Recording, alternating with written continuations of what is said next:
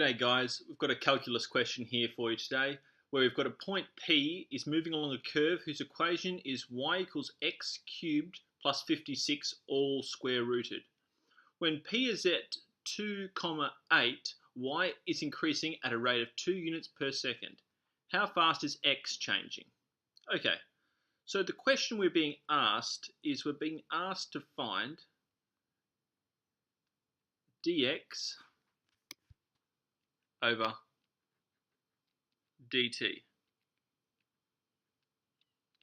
So let's figure out what we've been given. We've been given y in terms of x, and we've been given here,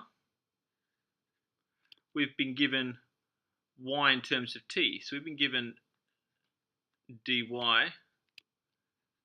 dt is equal to 2 units per second.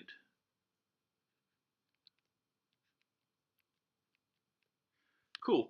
So this question here is, I would say, a chain rule style question in disguise, where we're being asked to find dx dt by multiplying dy dt by some form of the derivative of this function that the point is moving along.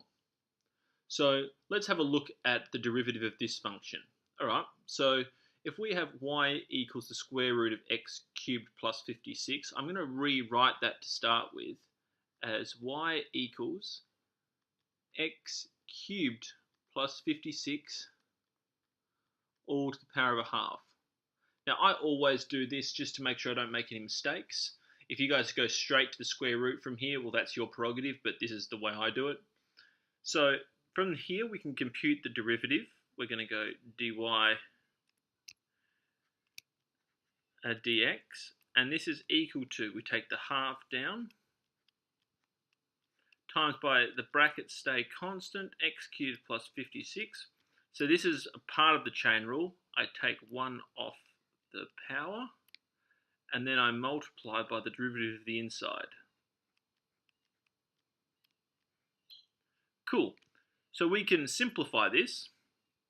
So this simplified is going to be equal to 3x squared divided by 2 times the square root of x cubed plus 56. Cool. So there's our derivative. Now what we're going to have to do is we're going to have to figure out an expression that we're going to use to calculate dx dt, because we can't directly calculate it. So let's go about trying to figure that out. So we have dx dt. Well, we don't have it, we're looking for it. Now we're looking, we have, dy dt.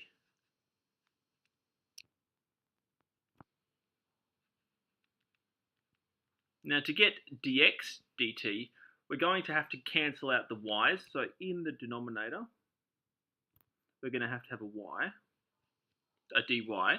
And in the numerator, we need a dx still, so we're going to have to put a dx. So this is our expression. Now this part here, we can relate to this part by taking the inverse. So what I mean by that is, I mean that we can say, well, dx dt is equal to dy dt times dy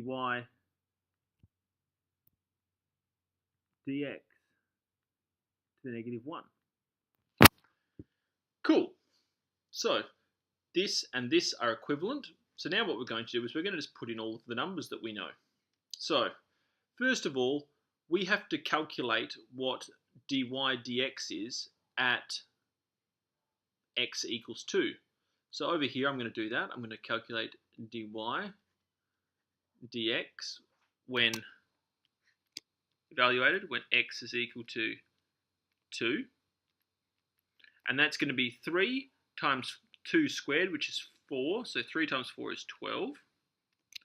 And that's going to be over 2 times the square root of 2 cubed, which is 8. 8 plus 56 is 64,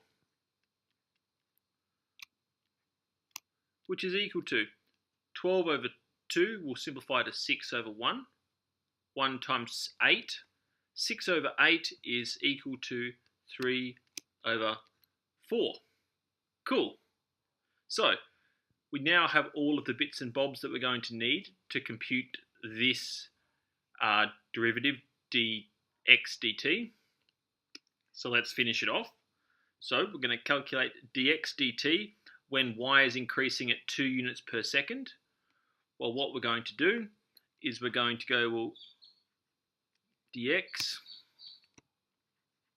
dt is equal to dy dt, so 2 times dy dx, 3 over 4, to